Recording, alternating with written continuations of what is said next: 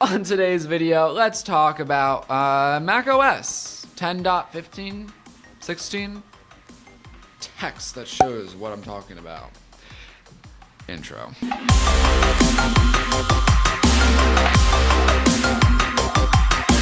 What's up, guys, and welcome. So today we're going to be talking about macOS. What is to come in the next iteration of macOS? Here are the rumors. So the first rumors we have is Apple's going to be expanding their Marzipan project. Now, if you don't know, Marzipan is their code name, I guess, for essentially creating a cross-platform system so you can use any app on any device. So I can code an app for iOS and it works on Mac and vice versa.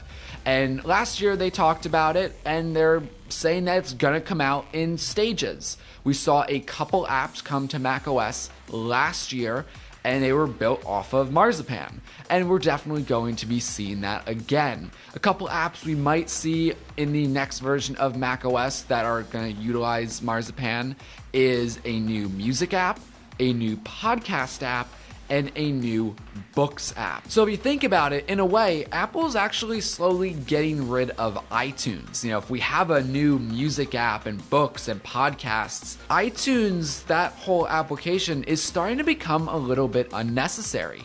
I don't think Apple's getting rid of iTunes yet. I mean, there are devices still like iPods that you might still use that still need iTunes, so they're not gonna be killing it off just yet, but hey, it might happen. And while we're on the topic of new apps, some other new apps that might come to macOS is a new Find My iPhone or Find My Mac app, which is nice. We also might see screen time come to the Mac, so essentially when you're browsing Instagram too long, your Mac will start yelling at you to do something more productive with your life. Cool. You can just click ignore and it's kind of a useless app. I have it set up on my iPhone.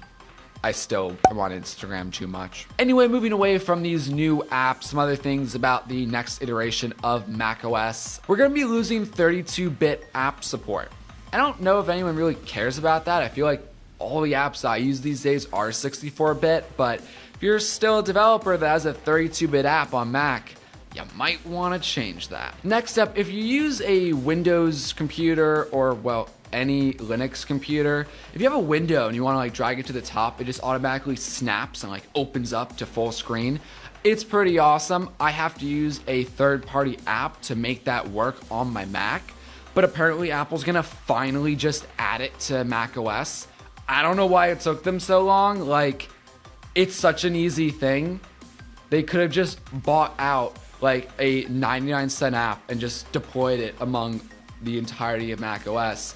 But whatever, it's apparently coming. Thank you, Apple. But now this leads me to my final macOS feature. And actually, I don't know if this is a macOS feature or an iOS feature, but there's rumors that you're gonna be able to take your Mac and display your screen, have a second screen, but it actually just goes to your iPad. So your iPad's gonna be your second display. I mean, if you think about it, if I displayed my MacBook screen to my iPad, I can then use my iPad's touchscreen to use my Mac. So do I have a touchscreen MacBook now? Probably not, but just let me be. But guys, that is the rumors for the upcoming macOS operating system. If anything else surfaces, I'll make an update video.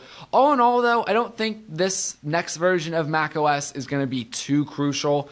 The one after it is probably gonna be much more of a bigger deal, but of course, we'll see. iOS 13 though, on the other hand, stay tuned for that. It's gonna be doing some very interesting things. And if you want to check out that video, the link will be in the description or up here, or I don't know how YouTube works, whatever. Anyway, guys, Eric, signing out.